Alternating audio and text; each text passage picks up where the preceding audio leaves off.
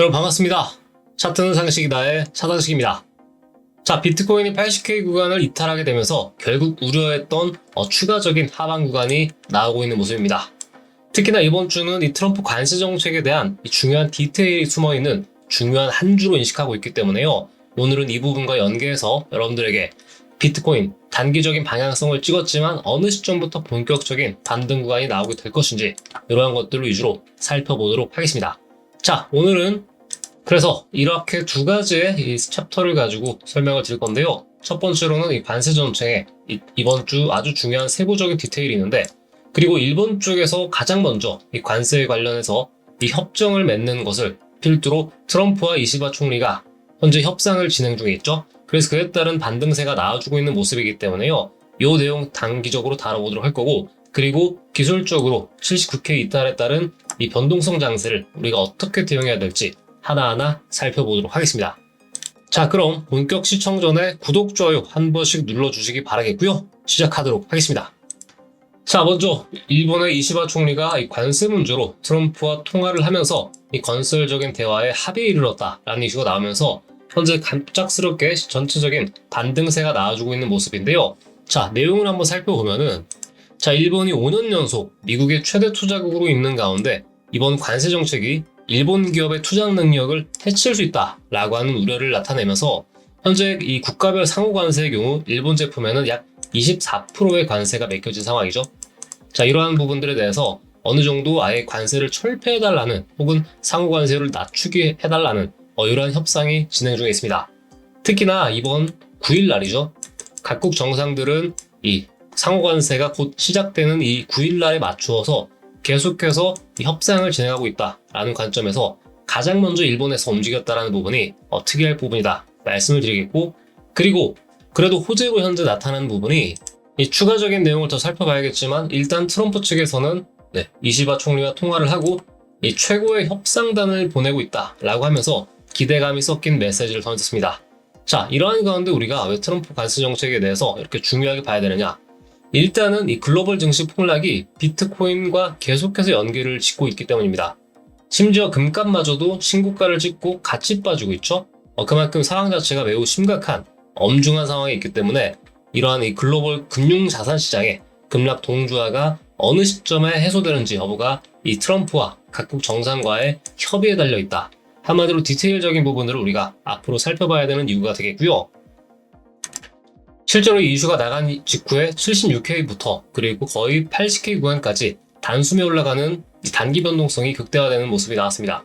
자, 한마디로 지금 세계 시장 자체는 각국 정상들의 협의 관련된 내용이 나오기를 계속해서 기다리고 있는 상황이다 라고 보고 있겠고, 이 내용은 이번 주를 관통하는 계속적인 이슈가 될 것으로 예상됩니다. 그래서 일단 지금 제가 보는 관점에서는 79K 라인, 이 라인을 뚫느냐 못 뚫느냐에 따라서 단기적인 비트코인의 방향성이 엇갈릴 것을 보고 있는데요. 이 내용은 또 추가적으로 실시간 브리핑을 통해서 이 텔레그램이나 영상으로 다시 한번 말씀드리도록 할게요.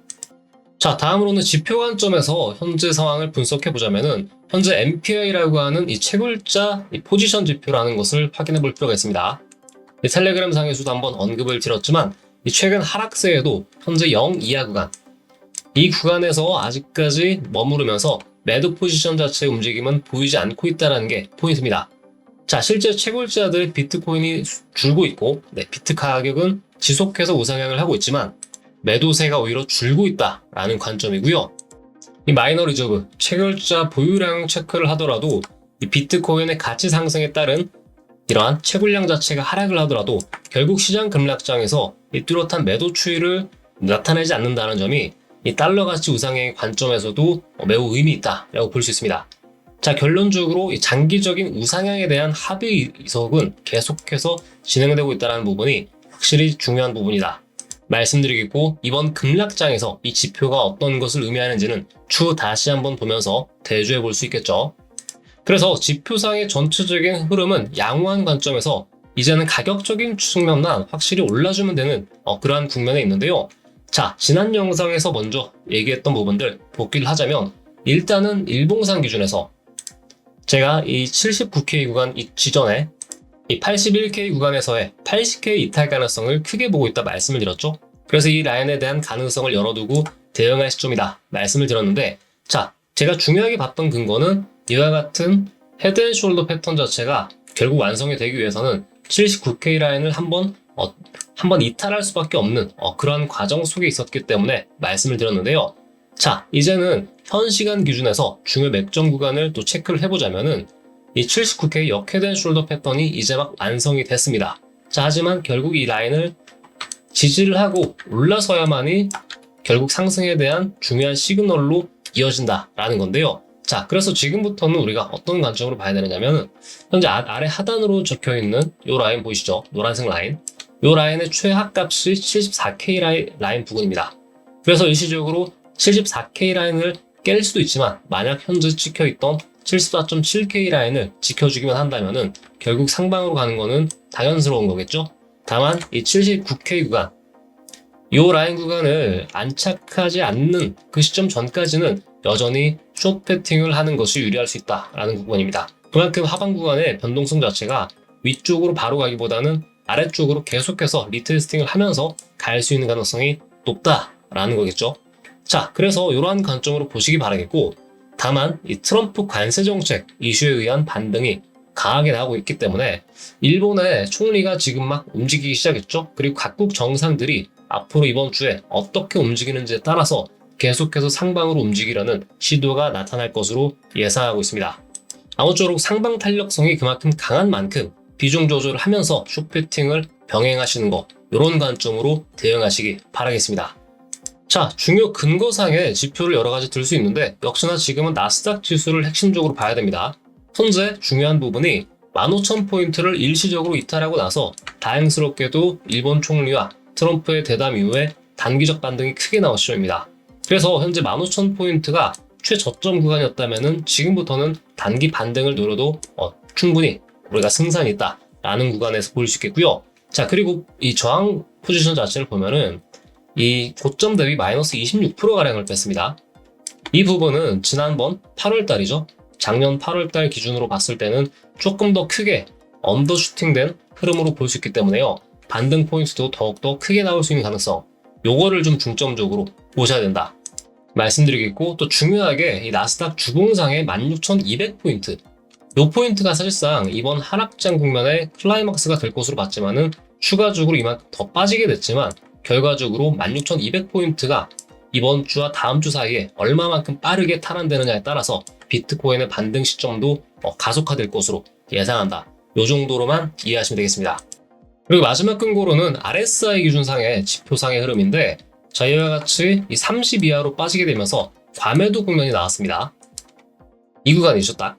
이 구간에서 과매도 국면을 끝내고 다시 한번 이 지표상의 상방으로 올라가는 시점부터 본격적인 반등 구간이 크게 나왔는데, 이런 RSI 구간 관점에서도 과매도를 이제 막 찍은 시점에서 다시 한번 반등 구간으로 진입했다라는 것을 알 수가 있습니다.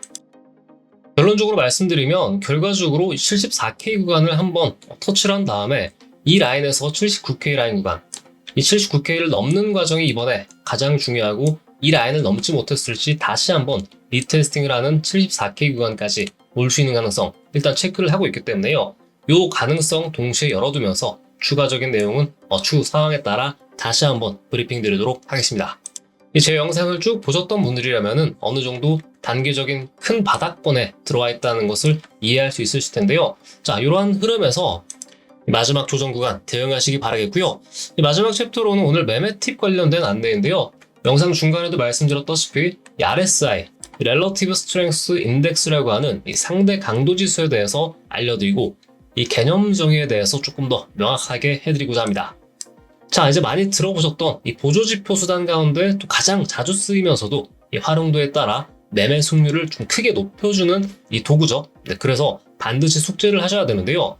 자, 이러한 RSI 상에서는 보통 70 이상일 값과 그리고 30 이하의 값에 대해서 해석을 하는 게 무엇보다 필요합니다.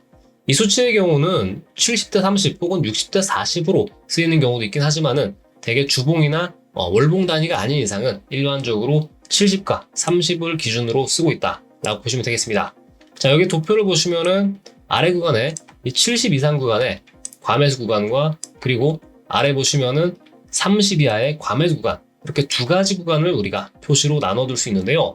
자, 특히 아래 구간을 보시면은 제가 오늘 말씀드리고 싶은 부분은 이 과매수와 과매도를 바로바로 이해하는 것도 중요한데 이 매수 매도의 이 신호로 삼기보다는 모멘텀의 하나의 중요한 척도로서 쓰는 것이 중요하다라는 겁니다. 아래 차트를 보시면은 비트코인의 일봉 차트인데요.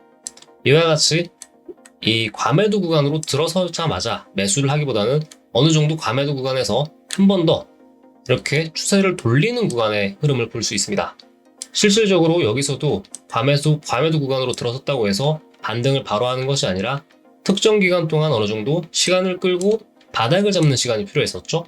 아까 보여드렸던 이 비트코인 4시간봉 차트에서도 이와 같이 과매도로 빠졌다라고 해서 바로 롱 포지션 구간이 아니라 어느 정도는 이렇게 추세를 돌리는 구간 속에서 우리들이 추세 지표를 확인하고 한마디로 방향성을 체크하는 용도로 확인한 시점부터 포지션을 잡아 들어가는 그러한 개념으로서 RSI를 쓰는 게 의미 있다. 이렇게 강조를 드리고 싶습니다. 특히 RSI를 처음 접하시는 분들이 이 부분을 좀 많이들 혼동하셔서요. 이 과매도로 들어갔다고 해서 바로 매수를 해야 되느냐에 대한 물음으로써 어느 정도 추세를 돌리는 시간을 보고 대응하시라 이렇게 좀 정리를 해드렸습니다. 이 내용들은 제가 중간중간에 이 비트코인의 추세를 잡거나 타점을 잡을 때 또 한 번씩 설명을 드릴 거니까요. 여러분들도 조금 많이 숙지해 두시고 활용하시기 바라겠습니다. 자, 아무쪼록 오늘은 이 관세 정책 이슈에 대해서 그리고 글로벌 증시를 토대로 비트코인의 타점에 대해서 전체적으로 분석해 봤고요. 자, 예상대로 관세 정책의 진척도가 이번 주에 매우 중요하다 말씀을 드렸고요. 이 각국 협상에 따라 불확실성이 점차 완화될 가능성이 상당히 높아진 시점으로 왔습니다. 그래서 이 시나리오는 어느 정도 적중한 것을 보고 있고요. 자, 현재부터는 비트코인이 이 80K 구간을 빠르게 탈환하는지 여부를 보면서 포지션을 체크하는 게 무엇보다 필요하다. 이렇게 말씀드리겠고요. 추가적인 브리핑은 영상 혹은 텔레그램을 통해서 다시 한번 말씀드리도록 하겠습니다. 자, 아무쪼록 오늘 영상은 여기서 마치도록 하고요. 영상 도움되셨다면 구독, 좋아요 한 번씩 부탁드리겠고 저는 다음 시간에 뵙겠습니다. 시청해주셔서 감사합니다.